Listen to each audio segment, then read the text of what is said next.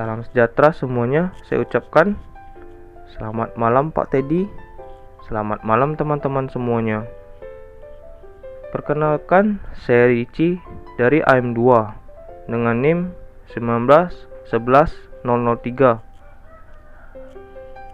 Pada video kali ini, saya akan menjelaskan latihan event study yang Bapak berikan, yaitu membahas mengenai kasus pertama corona di Indonesia. Dari grafik dan data yang ada, dapat kita ketahui bahwa di sini telah terjadi 5 peristiwa. Di mana peristiwa pertama terjadi pada tanggal 2 Maret 2020. Itu pertama kalinya kasus positif diumumkan. Dilanjutkan peristiwa kedua terjadi pada tanggal 10 April 2020. Kebijakan PSBB yang telah diregulasi pemerintah untuk menanggulangi kasus corona. Dilanjutkan peristiwa ketiga terjadi pada tanggal 25 April 2020, di mana perpanjangan aturan PSBB diumumkan. Lalu peristiwa keempat terjadi pada tanggal 5 Juni 2020. Di sini kita mulai memasuki masa PSBB transisi. Dan peristiwa kelima terjadi pada tanggal 14 September 2020. Ini telah dimulai aturan PSBB jilid 2 resmi diterapkan. Baik, selanjutnya kita akan menarik data. Di sini saya akan mengambil 20 saham serta IHSG. Baik, di sini saya telah mengambil 20 data saham serta IHSG dari periode 3 Februari 2020 sampai dengan periode 30 September 2020. Sebelum itu, jika ada yang bertanya, kenapa saya tidak mulai dengan tanggal 1 Februari atau tanggal 2 Februari 2020? Maka di sini saya akan menjawab karena Hari Kerja Bursa Efek Indonesia atau biasa kita singkat dengan BEI itu efektifnya dari Senin hingga hari Jumat. Sedangkan untuk weekend di mana kita ketahui di sini adalah hari Sabtu dan hari Minggu serta hari libur nasional, itu bursa tidak buka atau bisa dibilang tidak bekerja. Oke, mari balik ke topik pembahasan. Untuk pengambilan data harga itu kita bisa mengunjungi website yahoofinance.com. Baik, pertama kita kunjungi dahulu websitenya. Kita ketik di sini yahoofinance.com.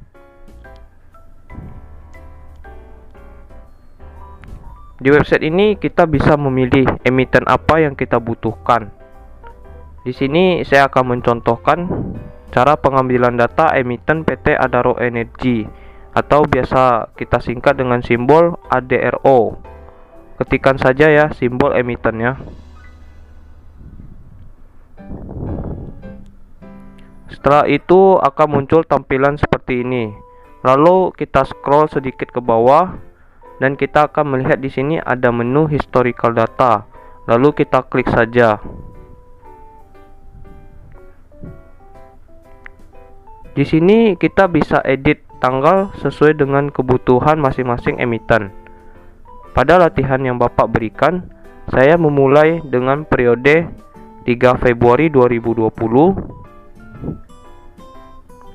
dan berakhir pada periode 30 September 2020. Di sini kita juga bisa memilih apakah datanya bersifat harian, mingguan, bahkan bulanan.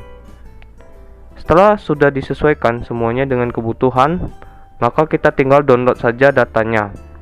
Dan bisa kita ekspor data yang di-download ke Excel. Pada akhirnya kita akan mengolahnya di Excel. Lalu untuk IHSG, kita juga bisa mengambil data di website ini dengan simbol pangkat JKSE. Untuk langkah-langkah pengambilan datanya kita sesuaikan saja dengan emiten Adaro yang telah saya jelaskan tadi.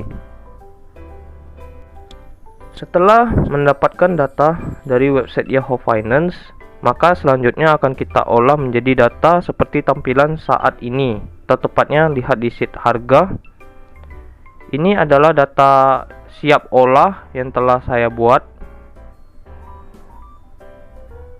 Selanjutnya kita akan menghitung expected return. Untuk datanya kita kopikan saja dari sheet harga ke sheet return. Untuk perhitungan expected return kita mulai saja dari IHSG ya. Untuk hari pertamanya kita kosongin saja. Lalu kita mulai dari hari kedua, di mana rumusnya menggunakan rumus sama dengan harga hari ini dikurangi harga hari sebelumnya, lalu bagi harga hari sebelumnya. Maka ini kita dapatkan hasilnya.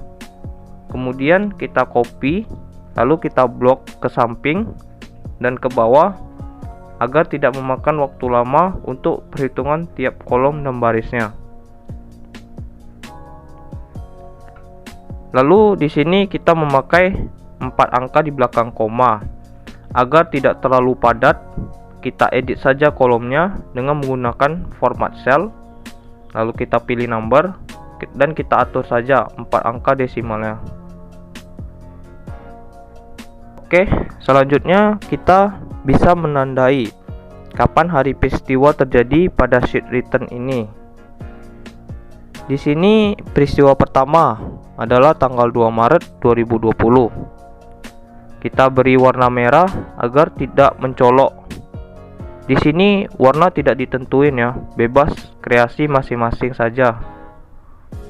Lalu kita juga perlu menandai 3 hari sebelum dan sesudah peristiwa terjadi. Di sini 3 hari sebelumnya itu dimulai dari tanggal 26 hingga 28 Februari 2020. Dan 3 hari sesudahnya itu dimulai dari tanggal 3 sampai tanggal 5 Maret 2020. Baik, informasi saja di sini. 3 data sebelum dan sesudah peristiwa terjadi ini kita akan gunakan dalam perhitungan ke depannya. Dan satu hal yang perlu diingat, untuk data 3 hari sebelum dan sesudah peristiwa terjadi itu juga berlaku untuk semua peristiwa. Di sini ada 5 peristiwa ya.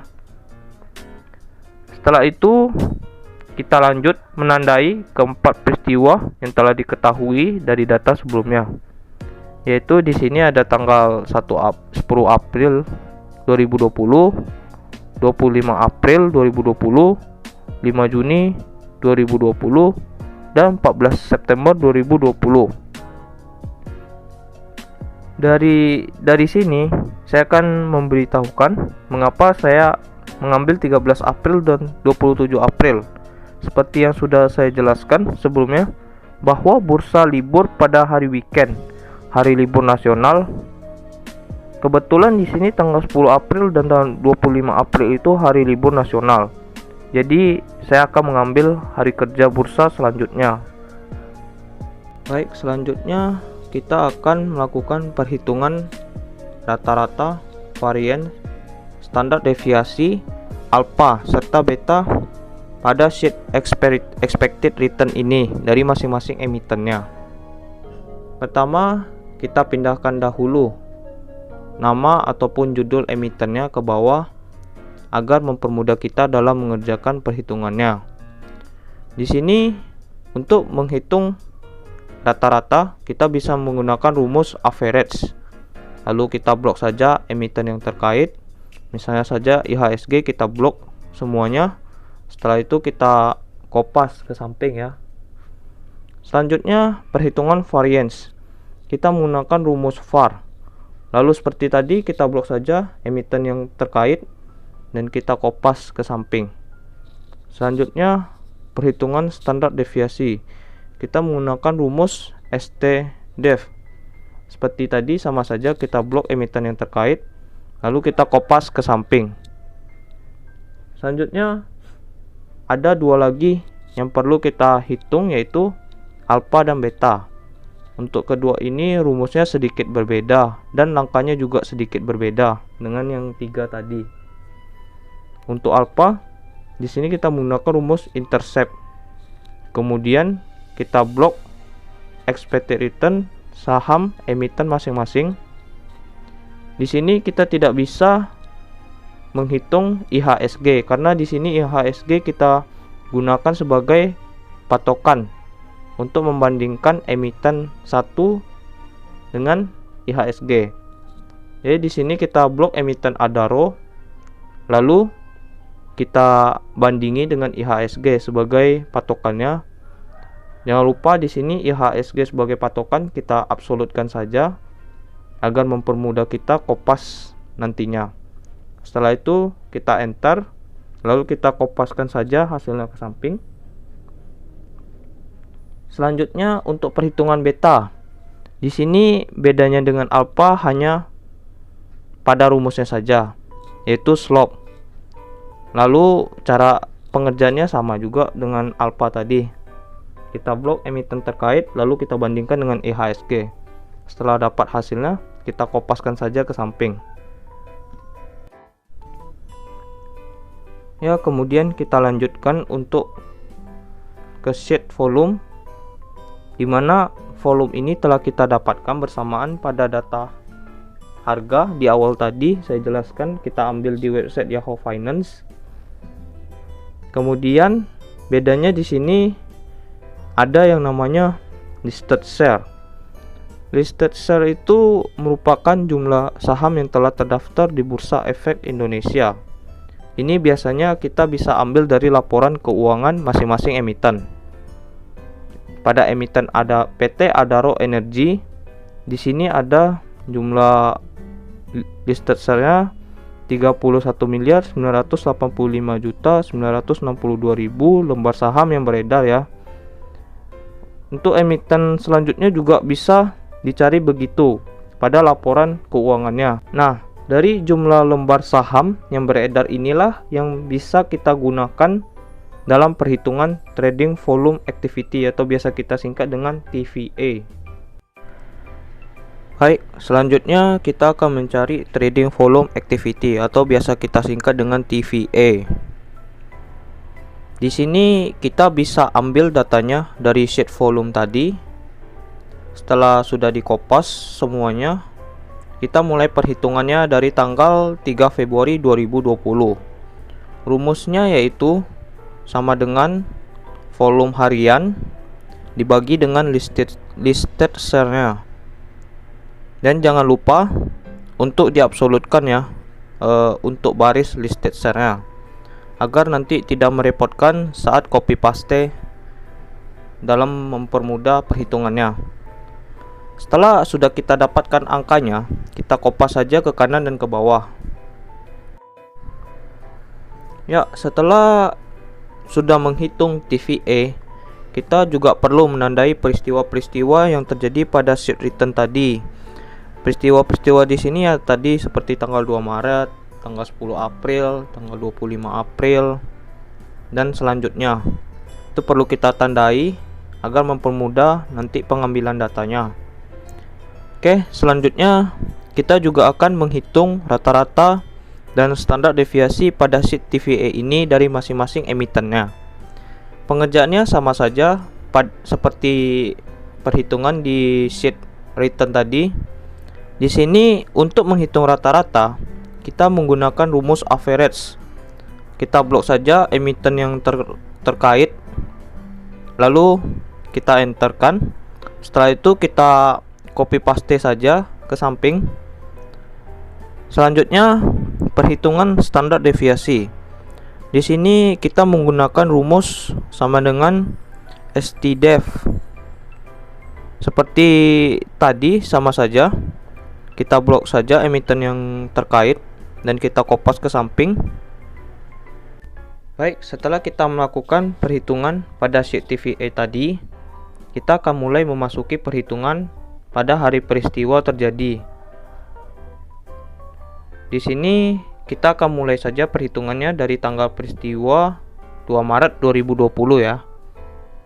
Langkah awal ya kita harus mengambil data untuk poin pertama, yaitu actual return atau biasa kita sebut pendapatan yang sebenarnya.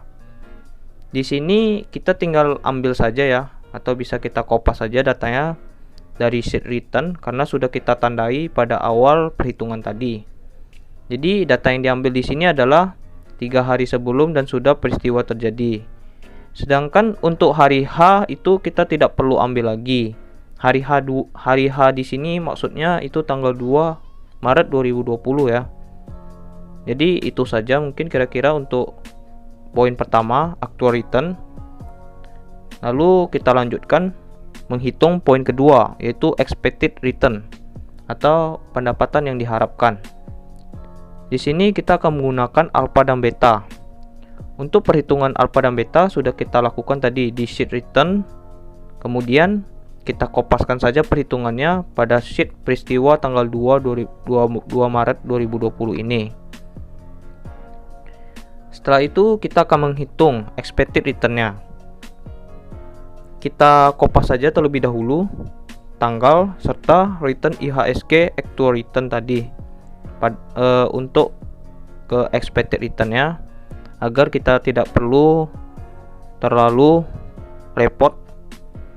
Lalu kemudian kita mulai saja perhitungannya dari emiten pertama, yaitu ADRO. Rumusnya di sini yaitu sama dengan alpha ditambah beta, lalu kita kalikan dengan IHSG sebagai return market. Di sini kita bisa mengabsolutkan ya rumusnya di baris ke-13 dan 14, yaitu alpha dan beta serta sel IHSG sebagai return marketnya. Kita absolutkan agar tidak berubah, lalu kita enter. Setelah kita dapat angkanya, kita kopas saja seperti biasa ke kiri dan ke bawah. Kira-kira itu mungkin perhitungan untuk pendapatan yang diharapkan atau expected return. Ya, setelah itu kita perlu mencari pendapatan tidak normal atau kita sebut abnormal return. Ya, tentu saja awalnya kita kopas saja datanya dari data actual return tadi secara keseluruhan ya. Lalu di sini data IHSG kita tidak perlukan, jadi kita hapus saja, kita kosongkan. Setelah itu kita mulai dari emiten ADRO ya. Rumusnya yaitu sama dengan actual return dikurang expected return. Setelah itu ya kita enterkan saja. Sudah kita dapatkan hasilnya. Mari kita kopas ke samping dan ke bawah. Oke, setelah kita melakukan perhitungan abnormal return, selanjutnya kita akan mencari AAR atau biasa kita sebut dengan average abnormal return. Ya, tentu sini rumusnya kita akan menggunakan rumus average, yaitu kita blok saja satu baris. Setelah itu kita kopas ke bawah. Kemudian kita akan mencari perhitungan SAAR atau biasa kita sebut standard deviasi average abnormal return. Rumusnya di sini kita menggunakan STDEV. Ini juga sama, kita blok saja satu baris, kemudian kita kopas ke bawah. Lalu selanjutnya mencari CAAR atau biasa kita sebut cumulative average abnormal return. Di sini agak berbeda ya dengan pencarian kedua rumus tadi, karena di sini kita mencari kumulatif dari average abnormal return. Jadi pada baris pertama di kolom CAAR kita menggunakan sel pertama pada AAR yaitu W24. Kemudian pada baris kedua CAAR kita akan menambahkan sel kedua AAR yaitu W25 dan menambah sel pertama pada CAAR yaitu Y24. Begitu juga untuk selanjutnya, sama saja cara pengerjaannya. Tinggal kita kopas saja dari sel kedua, kita kopas ke bawah. Lalu setelah mendapatkan hasilnya, kita akan mencari nilai D. Nilai D itu rumusnya adalah hari sesudah dikurang hari sebelumnya. Jadi di sini contohnya sesudah hari ketiga dikurang sebelum hari ketiga. Itu yang pertama. Lalu yang kedua, sesudah hari kedua dikurang sebelum hari kedua. Begitu juga untuk hari pertama. Jadi kemudian setelah kita mendapatkan nilai D-nya, kita di sini akan mencari nilai rata-ratanya ya. Dengan rumus average dari ketiga data. Lalu kita akan mencari standar deviasinya juga dengan rumus STDEV. Setelah standar deviasi dan rata-rata didapatkan, kita akan mencari nilai T. Nilai T di sini kita menggunakan rumus sama dengan rata-rata dibagi dalam kurung standar deviasi dibagi SQRT akar 3. Jika pertanyaannya kenapa akar 3? Karena datanya ada 3 di sini ya. Kemudian kita akan mencari signifikannya. Di sini kita bisa menggunakan rumus sama dengan TD buka kurung ABS buka kurung Z30 tutup kurung titik koma 2 titik koma 2. Jadi jika ada yang bertanya mengapa saya menggunakan ABS di sini? Karena hasil pada T yang saya dapatkan adalah minus. Jadi pada Excel harus digunakan ABS agar hasilnya tidak num ataupun error. Setelah signifikan, kita akan mencari hasil akhirnya di sini dengan menggunakan rumus if. Jadi sama dengan if buka kurung Z31 kurang sama dengan 0,05 titik koma hasilnya signifikan titik koma hasilnya tidak signifikan tutup kurung. Maka hasil yang saya dapatkan di sini adalah tidak signifikan. Langkah selanjutnya adalah untuk membuktikan data yang telah saya hitung tadi. Di sini kita dapat menggunakan fitur di Excel yang bernama data analysis. Di sini kita harus buat dahulu ya datanya, hari pertama, kedua, dan ketiga, yaitu data sesudah dan sebelum peristiwa. Untuk nominalnya kita dapat menggunakan data AAR tadi. Selanjutnya kita akan menggunakan fitur Excel yaitu data analysis.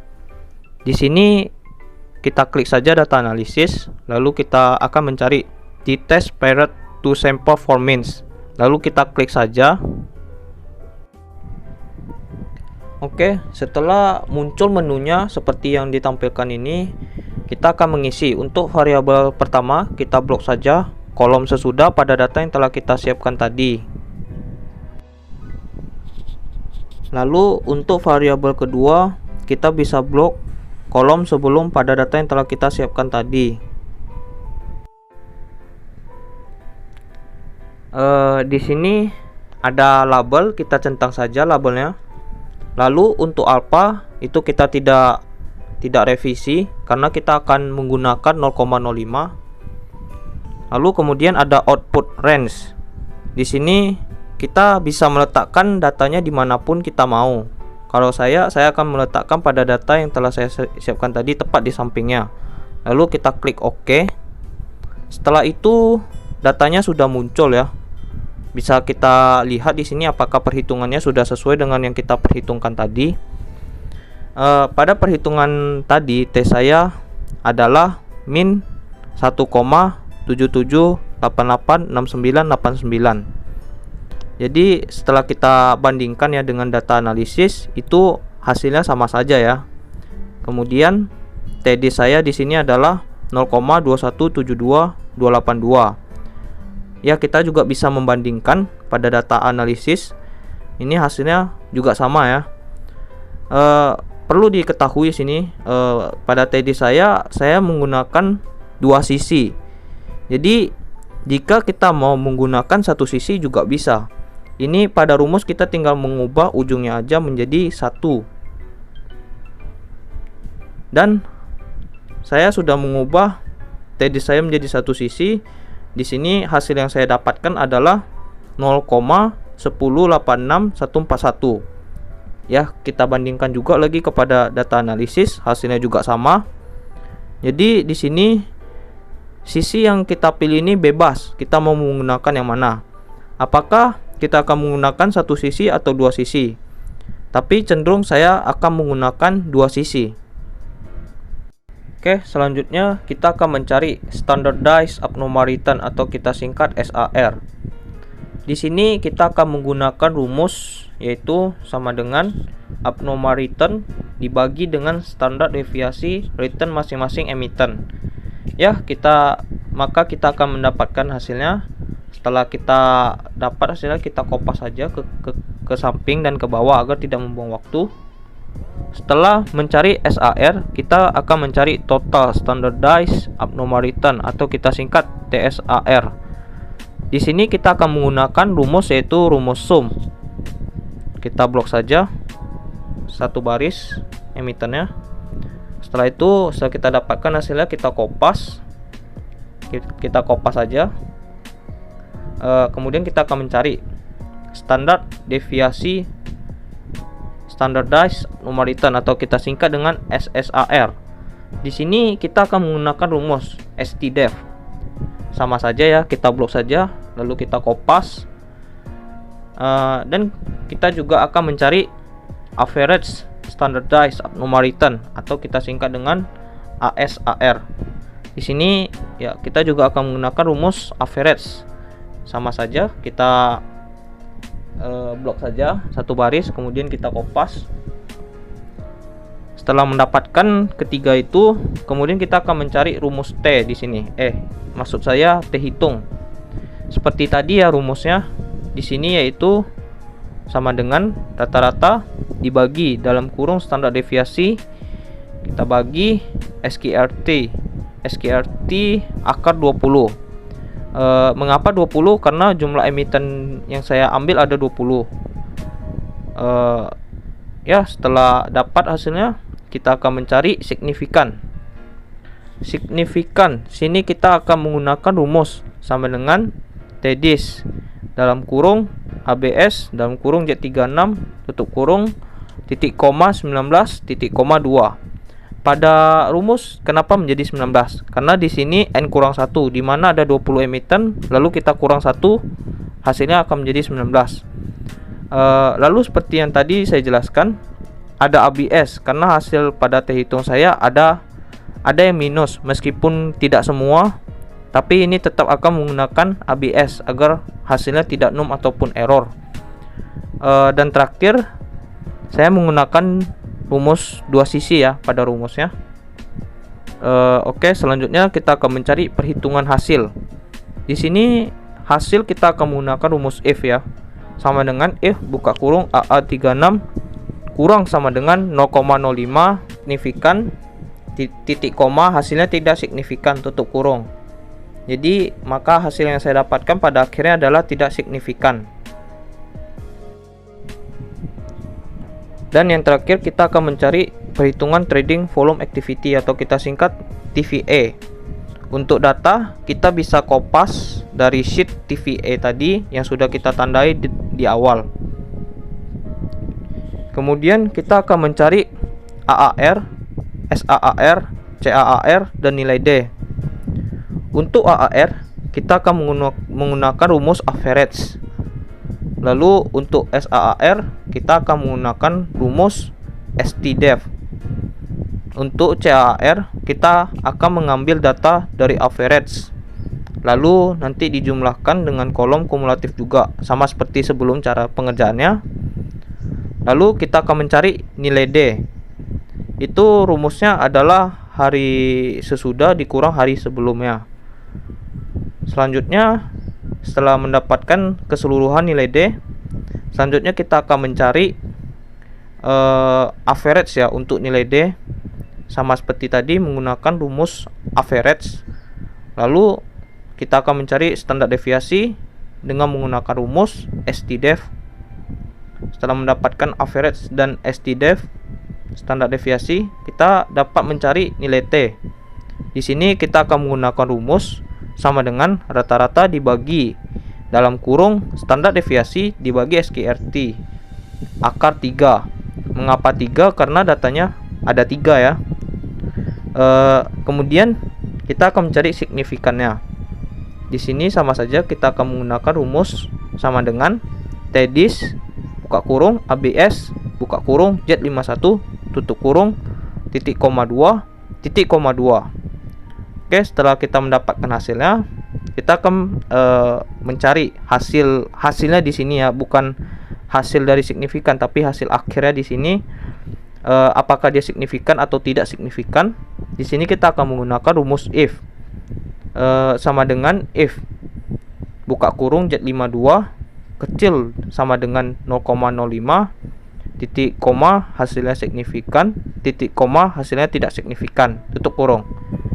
Maka hasil yang saya dapatkan di sini adalah tidak signifikan. Lalu kita dapat membuktikan data yang telah saya hitung tadi. Kita dapat menggunakan kembali fitur data analisis seperti sebelumnya. Di sini kita buat dahulu ya datanya dari hari 1, 2, dan 3, yaitu data sesudah dan sebelum peristiwa. Untuk nominalnya kita akan menggunakan data ARR tadi. Selanjutnya kita akan menggunakan fitur Excel, yaitu data analisis. Di sini kita klik saja data analisis, lalu kita akan mencari t-test paired to sample for means. Lalu kita klik saja. Setelah muncul menunya, untuk variabel pertama kita blok saja kolom sesudah pada data yang telah kita siapkan tadi. Lalu untuk variabel kedua kita blok saja kolom sebelum pada data yang telah kita siapkan tadi. Oke, setelah itu di sini ada label. Kita centang saja ya untuk labelnya. Kemudian untuk alpha kita tidak revisi di sini karena kita akan memakai 0,05 di sini ya. Lalu terakhir ada output range. Ini ya seperti tadi, kita ini bisa meletakkan datanya di mana saja kita mau. Namun saya akan meletakkan pada samping data yang telah saya siapkan tadi. Lalu kita klik OK. Dan datanya sudah muncul. Di sini kita bisa melihat apakah perhitungannya sudah sesuai dengan perhitungan kita tadi. Jadi pada perhitungan T hitung saya tadi adalah dapat hasilnya min 0,5567682. Setelah kita bandingkan dengan data analisis, hasilnya juga sama. Kemudian untuk mencari TDIS saya di sini adalah TDIS saya di sini hasil akhirnya 0,63367269. Ya, setelah kita bandingi dengan data analisis, itu hasilnya juga sama saja. Jadi saya akan menjelaskan kembali, akan saya ingatkan kembali, TD saya menggunakan dua sisi. Jika kita mau menggunakan satu sisi juga bisa. Seperti tadi ya, tinggal kita ubah pada rumus di ujungnya menjadi angka 1. Jadi setelah saya ubah jadi angka 1, satu sisi, hasil TDIS-nya yang saya dapatkan adalah 0,31683635. Seperti yang kita lihat pada data analisis ya, sama saja perhitungannya. Seperti yang sudah saya katakan sebelumnya, untuk sisi ini kita bebas menggunakan, apakah akan menggunakan satu sisi ataupun dua sisi. Perlu diketahui saya cenderung menggunakan dua sisi.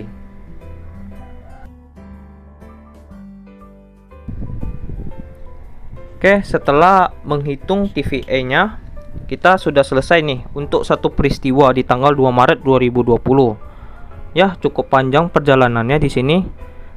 Kemudian kita akan melanjutkan pada perhitungan pada peristiwa 2, 3, 4, dan 5. Jadi pada peristiwa 2 ini yaitu tanggal 10 April 2020. Di sini bedanya dengan perhitungan pada peristiwa pertama. Peristiwa pertama itu tanggal 2 Maret tadi ya. Bedanya cuma di data aktualnya ya. Yang perlu kita ganti di sini adalah data aktual return dan data volume. Ini sesuai dengan masing-masing peristiwa yang telah kita tandai pada sheet return dan sheet volume sebelumnya di awal tadi pengerjaan ya. Jadi cara perhitungan dan jalannya sama saja ya dengan yang telah saya jelaskan pada sheet peristiwa 2 Maret 2020 ini. Jadi tetap bisa kita gunakan untuk perhitungan pada peristiwa 10 April, 25 April, 5 Juni, dan 14 September 2020. Oke, saya rasa cukup sampai di sini saja penjelasan saya mengenai latihan event study kali ini. Saya ingin berterima kasih kepada Bapak dan teman-teman yang telah memperhatikan video ini dari awal hingga akhir. Saya juga ingin meminta maaf jika banyak terdapat kesalahan selama video ini ditayangkan. Dan bila ada pertanyaan, silakan hubungi saya di kontak berikut. Terima kasih.